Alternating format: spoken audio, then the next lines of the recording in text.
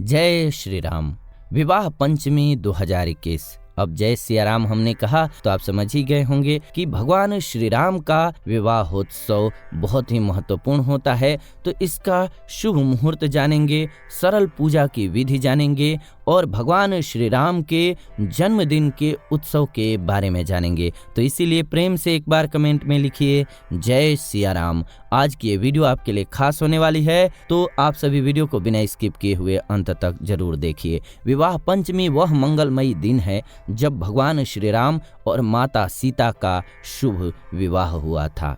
विवाह पंचमी के दिन भगवान श्री राम और माता सीता परिणय में बंधे थे, इसीलिए इस दिन को भगवान श्री राम और माता सीता की विवाह वर्षगांठ के रूप में मनाया जाता है। जैसे हम सभी अपने माता पिता के भी विवाह वर्षगांठ को मनाते हैं, वैसे ही भगवान श्री राम जो हमारे आराध्य देव हैं, और अब तो अयोध्या में मंदिर भी बन रहा है, खुशी का माहौल है। तो भगवान श्री राम का जन्म से लेकर के और उनके शादी का ये शुभ मुहूर्त जो है उसको हम सभी मनाएंगे, उत्सव को मनाएंगे। विवाह पंचमी के दिन सीताराम के मंदिरों में भव्य आयोजन किए जाते हैं। भक्त इस दिन को विशेष पूजा और अनुष्ठान संपन्न करने के रूप में करते हैं। भारत और हमारे पड़ोसी देश नेपाल के लोग इस दिन को अत्यंत शुभ मानते हैं। भारत में खास तौर पर अयोध्या में शानदार आयोजन किया जाता है और इस साल तो वैसे भी और खास होगा।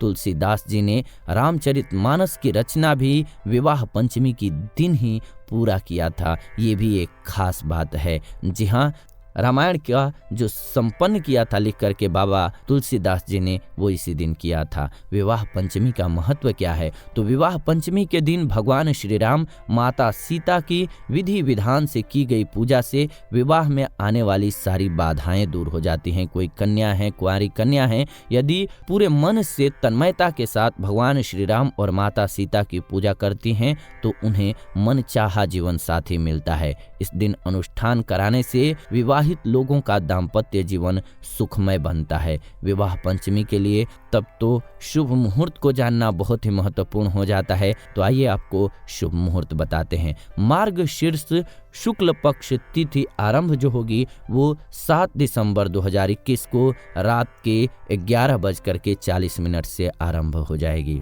मार्गशीर्ष शुक्ल पक्ष की तिथि का समापन जो होगा वो 8 दिसंबर 2021 को रात 9:25 पर होगा। तो विवाह पंचमी पर हमें क्या करना चाहिए? पंचमी तिथि के दिन सुबह उठ करके स्नान ध्यान कीजिएगा और स्वच्छ कपड़े पहनने के बाद भगवान श्री राम का ध्यान पूरे मन से कीजिएगा। एक चौकी पर गंगाजल छिड़क करके उसे शुद्ध कर लीजिएगा और आसन लगा दीजिएगा। चौकी पर भगवान राम, माता सीता की प्रतिमा या फिर तस्वीर को रखिएगा। भगवान राम को पीले और माता सीता जी को लाल वस्त्र पहनाइएगा। दीपक जला करके दोनों का तिलक कीजिए। फल फूल नैवेद्य अर्पित कीजिए। विधि विधान से पूजा अर्चना कीजिए। पूजा करते हुए बालकांड में दिए गए विवाह प्रसंग का पाठ भी कीजिए। इस दिन रामचरितमानस का पाठ करने से जीवन और घर में सुख शांति बनी रहती है। विवाह पंचमी के दिन राम सीता का विवाह कराना चाहिए। ओम जानकी वल्लभाय नमः का जाप कीजिए। फिर भगवान राम और माता सीता का गठबंधन कीजिए। इसके बाद आरती कीजिए। गठबंधन किए हुए वस्तुओं को अपने पास संभाल करके रखिए। श्री राम और सीता जी की संयुक्त रूप से पूजा कीजिएगा। इस दिन रामचरितमानस का पाठ कीजिएगा। बालकांड में भगवान राम और सीता जी के विवाह के पाठ का वर्णन है, वहीं से आप पढ़िए तो और अच्छी बात है। इस दिन पूजा करने से शादी में आने वाली सभी समस्याएं, दिक्कतें जो हैं वो हमेशा के लिए दूर हो जाती हैं। विवाह जल्दी होने का रास्ता खुल जाता है। देश भर में विवाह पंचमी के दिन लोग पूजा पाठ करते हैं और भगवान राम और माता सीता का विवाह कराते हैं। सुबह यानी कि प्रातः काल स्नान करने के बाद राम विवाह का संकल्प लेना चाहिए।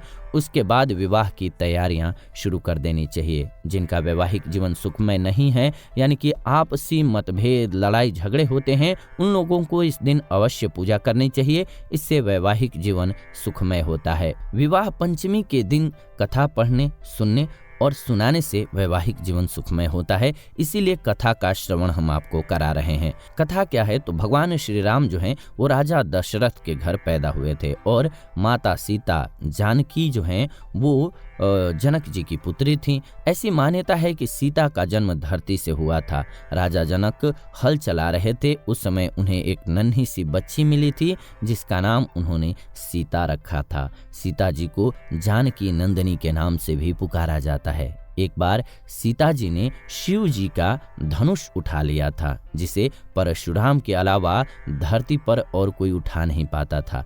राजा जनक ने यह निर्णय लिया कि जो भी शिव जी का धनुष उठा पाएगा, सीता जी का विवाह उसी के साथ होगा। सीता जी के स्वयंवर के लिए घोषणाएं कर दी गईं। स्वयंवर में भगवान राम और लक्ष्मण ने भी प्रतिभाग लिया, यानी कि उसमें सम्मिलित हुए। वहां पर कई और राजकुमार भी आए हुए थे, पर कोई भी शिव जी के धनुष को उठा नहीं सका। राजा जनक हताश हो गए और उन्होंने कहा कि क्या कोई भी मेरी पुत्री के योग्य नहीं है।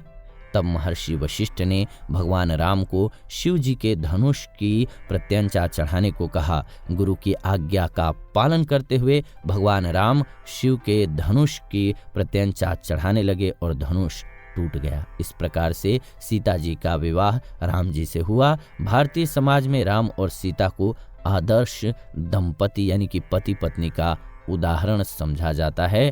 राम सीता का जीवन प्रेम, आदर्श, समर्पण और मूल्यों को प्रदर्शित करता है। रामायण हमें सिखाती है पल पल कि हमें किस परिस्थिति में क्या फैसला करना चाहिए। जब जरूरत पड़ी जनता की तो उन्होंने अपनी सबसे प्रिय पत्नी, जिनके लिए पूरी लंका से लड़ाई यानी कि रावण से लड़ाई किए, उनका भी त्याग किया राजधर्म के लिए, कि जनता में असंतुष्टि न आए, जनता ये न सोचे कि जो अपने पत्नी के साथ न्याय नहीं किए, यानी कि उनका लांछन था तो वो ध्यान नहीं रखे तो जनता के साथ न्याय क्या करेंगे। तो न्याय व्यवस्था को ठीक रखने के लिए कभी उन्होंने त्याग कर दिया अपनी पत्नी का, तो कभी पिता के वचन के लिए घर का त्याग कर दिया। तो ये उदाहरण मिलते हैं कि आदर्श पुरुष का चरित्र कैसा होना चाहिए। प्रेम से बोलिए जय सिया राम। सीताराम जी के विवाह के उत्सव की आप सभी को हार्दिक शुभकामना। आप सभी कमेंट पर जरूर बताएं हमें कि आप क्या करने वाले हैं इस बार भगवान श्री राम के जन्मदिन पर। मिलते हैं आपसे एक नई वीडियो में नई जानकारी के साथ। आप देख रहे हैं जीवन जीने की कला स्पिरिचुअल चैनल। फिलहाल इस वीडियो से विदा लेते हैं, जुड़ेंगे एक नई वीडियो में नई जानकारी के साथ। तब तक आप सभी खुश रहें, स्वस्थ रहें, प्रेम से बोलें जय सिया राम।